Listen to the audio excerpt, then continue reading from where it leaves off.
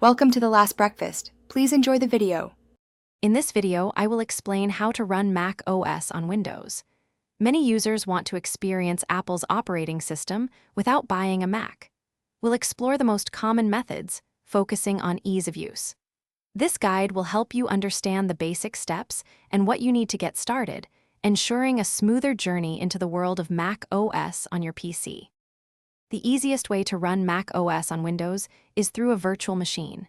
You'll need virtualization software, such as vmware Workstation or VirtualBox, and a Mac OS installation file. Allocate at least 8 GB of RAM and a few processor cores to your virtual machine for a smooth experience.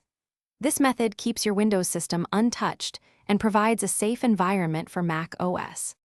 Before you begin, check your PC's hardware. A modern processor with virtualization enabled in your BIOS is crucial. You'll also need at least 50 GB of free storage for the Mac OS installation. Download your preferred virtualization software, like VirtualBox, and find a compatible Mac OS installer image. These preparations are key to a successful setup and a good user experience. While running Mac OS on Windows is possible, understand that performance in a virtual machine might not be identical to a native Mac. Be aware of Apple's licensing terms, which typically limit Mac OS to Apple hardware. For any challenges, the online community is a fantastic resource for troubleshooting.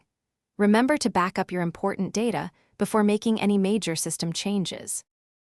Thanks for watching. If this was helpful, leave a like and consider subscribing. See you next time.